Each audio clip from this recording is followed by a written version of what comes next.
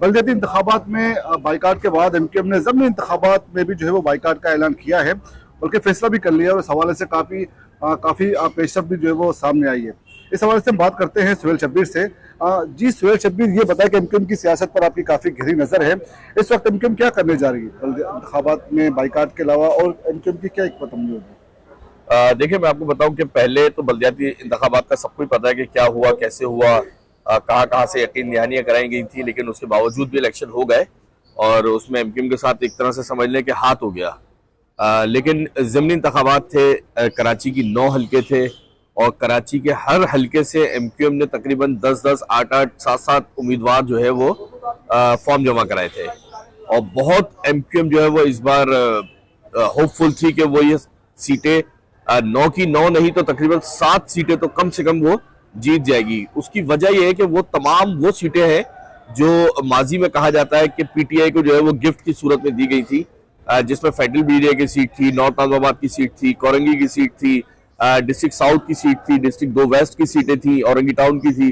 तो ये तमाम हल्के शुरू से एमक्यूएम के हल्के शुमार किए जाते हैं, तो इसमें काफी वो था। लेकिन जो चीजें हो रही थी या जो हुई है उसमें कुछ चीजें पता चली कि वफाकी हुकूमत ने खुसूसन पीडीएम के प्लेटफॉर्म से एमक्यूएम से रिक्वेस्ट की गई कि वो इन इंतखाबात में हिस्सा ना ले, अपने उम्मीदवारों को दस्तबरदार करा दे। और दस्तबरदार इसलिए करा दे क्योंकि अभी पीडीएम जो है वो किसी भी किस्म के इलेक्शन में जाने की पोजीशन में नहीं है।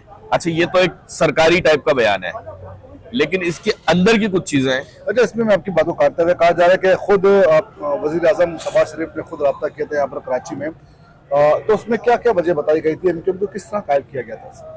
देखिए, एमक्यूएम से यही कहा गया था क्योंकि हो ये रहा था कि एमक्यूएम जब भी एमक्यूएम क्या पूरे पाकिस्तान में कहीं भी इलेक्शन होता था, इमरान खान या पीटीआई वहां से खड़ी होती थी और वो रिजाइन करके आ जाती थी।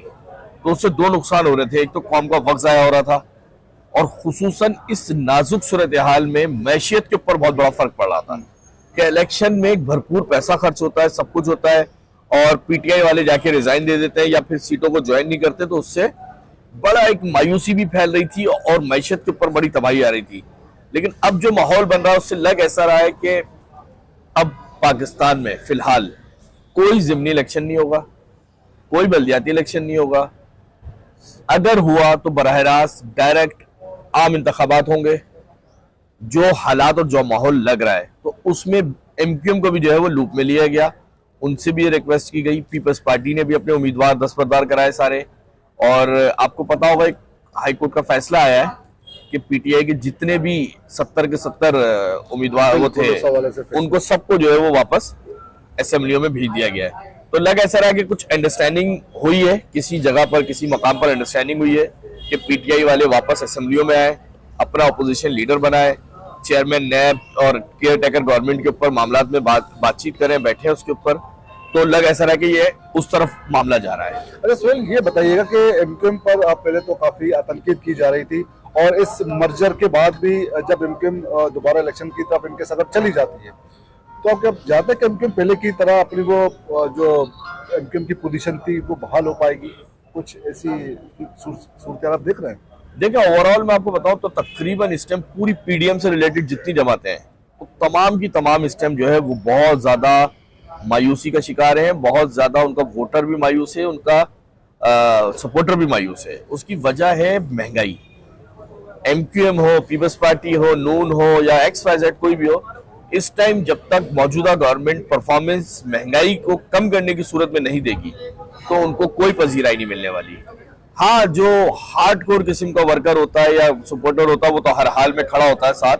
तो यही सूरत है एमक्यूएम की भी है कि एमक्यूएम भी क्योंकि हुकूमत का हिस्सा है तो कराची के लोग उतना ही कसूरवार उनको भी समझते हैं उस महंगाई का जितना वो नून को या पीपल्स पार्टी को समझते हैं। लेकिन सुहेल, जितना एमक्यूएम को आप समझते हैं कि एमक्यूएम का जो तंजीमी ढांचा है वो बहुत मजबूत है, जो एमक्यूएम का वोटर है और जो एमक्यूएम का जो कारकुन है वो नजरियाती तौर पर तो कमिटेड एमक्यूएम के साथ, जो भी हालात हो। इस वक्त हुकूमत को अगर अवामी रद्द-ए-अमल का सामना करना पड़ रहा तो ज़ाहिर है एमक्यूएम भी हुकूमत से बाहर तो नहीं है, लेकिन एमक्यूएम का जो अपना वोटर्स, जो अपना जो कारकुन था वो काफ़ी कमिटेड था अपनी पार्टी से। तो आप समझते हैं कि मतलब वो कारकुन जो पहले बानी के दौर में जो एमक्यूएम के साथ जो कारकुन खड़ा था वो अब भी एमक्यूएम के साथ खड़ा हो? देखिए, जो बानी के दौर में एमक्यूएम थी उसकी मिसाल आप मौजूदा एमक्यूएम से किसी सूरत नहीं दे सकते। वो पोजीशन ही अलग थी। वहां पर वन यूनिट था, एक विंडो थी, वहां से आवाज आती थी, सारे काम होते थे।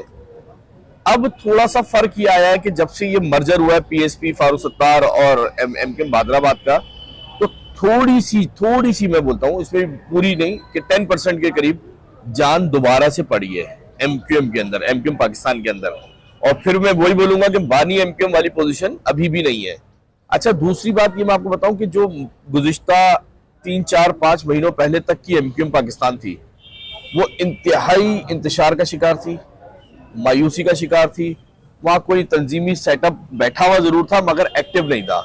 लेकिन अभी मैं जो फील कर रहा हूँ डेली की बुनियाद पर, क्योंकि अनीस कायम खानी ने जब से तंजीमी मामला में थोड़ी सी इंटरफेरेंस शुरू की है, तो मामला बहुत तेजी से एक्टिव भी हो गए हैं। एमक्यूएम का कारकुन भी एक्टिव हो चुका है। एमक्यूएम का, अच्छा मैं आपको इसमें एक मिसाल दे रहा हूँ, खुसूसन मीडिया सेल, एमक्यूएम का मीडिया सेल बहुत एक्टिव हो गया। पहले 4 महीने पहले तक, 3 महीने पहले तक आप कोई खबर चलाएं, किसी खबर के बारे में मालूमात लें, कोई तस्दीक करें, कोई तरदीद करें, कोई जवाब देने वाला नहीं था।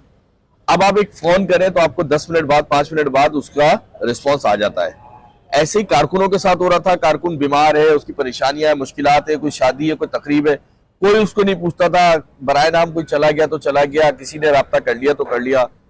अब बाकायदा उसको फॉलो किया जाता है। उसकी यूनिट कमेटी, टाउन कमेटी और सीसी जो है वो राब्ते में रहती है, उसके ऊपर पीछे लगी रहती है, उसको एंड तक पहुंचा के आते हैं। तो इसमें मैं कहूंगा कि अनीस कायम खानी कंपनी जो है उसके आने से बहुत फर्क पड़ा है और तंजीमी ढांचा खासा मजबूत होता हुआ नजर आ रहा है। अब थोड़ा सा जो है वो उनका पॉलिटिकल साइड है, जो एमक्यूएम की पॉलिटिकल साइड है उसमें भी बहुत बड़ा वैक्यूम था। आपने देखा होगा कि जब तक वसीम अख्तर मेयर कराची थे, उस वक्त तक वसीम अख्तर खुद भी जो है वो आवाम में जाने में कतराते थे। लेकिन जब से गवर्नर सिंध कामरान टसूरी वापस आए और उन्होंने बहुत तेजी से आवाम में अंदर घुसे, वो बावजूद कि उनके ऊपर बहुत तनकीदें भी हुई, लेकिन वो फिर भी आवाम में घुसे। फिर उसके बाद उनको एक चेहरा मिला मुस्तफ़ा कमाल की सूरत में, वो भी एक अवामी चेहरा है और वो भी आवाम में घुस रहे हैं। फिर तीसरा चेहरा उनके पास फारूक सत्तार का बहुत अच्छा चेहरा है, साफ सुथरा चेहरा है, जो डिप्लोमेट्स, सियासतदान और जो इंटरनेशनल कम्युनिटी है उनको एंगेज करने के लिए बहुत बहुत अच्छा चेहरा है। तो अब मैं समझता हूँ कि एमक्यूएम के तीनों चारों फैक्टर्स जो है वो तकरीबन मजबूत हो चुके हैं। अब एमक्यूएम के ऊपर डिपेंड करता है कि इन सब की स्किल्स को किस तरह जो है वो यूटिलाइज करें और किस तरह आवाम में जाए, किस तरह डिप्लोमेट से राब्ते करे, किस तरह ब्यूरोक्रेसी से राब्ते करे और किस तरह जो है वो तंजीमी सेटअप को मजबूत करके और मजबूत करे इसको। मतलब इंटरनली ये तो मजबूत हो चुकी है एमक्यूएम। अब आवाम में क्या रिस्पॉन्स निकलता है वो तो इलेक्शन वाले दिन ही पता चल जाएगा। लेकिन वैसे आप क्या देखते हैं, चूंकि आप करीबी मामला को देखते रहे और जो पुराना एमक्यूएम का जो नाराज कारकुन था, जो बानी एमक्यूएम से ये अलहदा होने के बाद जो कारकुन नाराज हो चुका था, उनसे राब्ता किया जा रहा है कि उनकी भी कुछ उस हवाले से कोई पेशरफ्त हुई है? अच्छा, इसमें मैं आपको बहुत अहम खबर भी दे देता हूँ और एक अपना तजिया भी बता देता हूँ जो मैंने देखा है।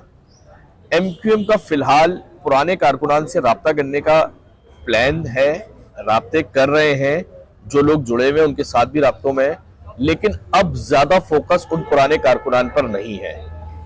मौजूदा जो एमक्यूएम पाकिस्तान है उनका ज्यादा फोकस अब नए कारकुनान पर है। नए कारकुनान को बनाने की भी बात हो रही है, उनको ट्रेन भी किया जा रहा है। एपीएमएसओ जो इनकी तलबा तंजीम है उसको भी मजबूत किया जा रहा है, वहां से लीडरशिप को निकालने की कोशिश हो रही है। तो जो पुराना कारकुन, गैर फाल कारकुन या ये या वो जो पुराने अल्फाज से, वो मैं समझ रहा हूँ कि अब वो पसे पुश डालने की कोशिश हो रही है और नए लोगों पर काम हो रहा है, क्योंकि जनरेशन चेंज आ गया है। जो पुराना कारकुन जिसको आप बोलते हैं वो 20 साल, 30 साल, 35 साल पुराना कारकुन है, उसकी एज जो है वो 50 प्लस हो चुकी है, 40 प्लस हो चुकी है। अब जो कारकुन चाहिए इनको, वो चाहिए 18 प्लस, 25 प्लस, मतलब 25 साल की उम्र का कारकुन, 30 साल की उम्र का कारकुन, जो सोशल मीडिया को समझता हो, जो सोशल मीडिया पे फाइट कर सकता हो। पुराना कारकुन बहुत, मैं किसी की भी जमात हो उसके किसी भी कारकुन की दिल आजारी नहीं करना चाहता, लेकिन अब उसके अंदर वो स्टैमिना नहीं है, वो चीजें नहीं है, तो वो एमक्यूएम की जो मौजूदा लीडरशिप है वो भी समझ गई है। डिजिटल और सोशल मीडिया का दौर है, जो सोशल मीडिया में इन होगा वही पार्टी सर्वाइव कर बिल्कुल सकेगी। ऐसा ही है। सोहेल शब्बीर, बहुत बहुत शुक्रिया एमक्यूएम के हवाले से बात करने के लिए। तब तक के लिए फिलहाल इतना ही। आइंदा देखते हैं कि सियासी सूरत हाल किस तरफ जाती है। उस हवाले से जो तफसीलात होगी, जो इत्तलात हमारे पास होगी, वो हम अब तक पहुंचाने की जो है वो कोशिश करेंगे। तब तक के लिए इजाजत दीजिए। अल्लाह हाफिज।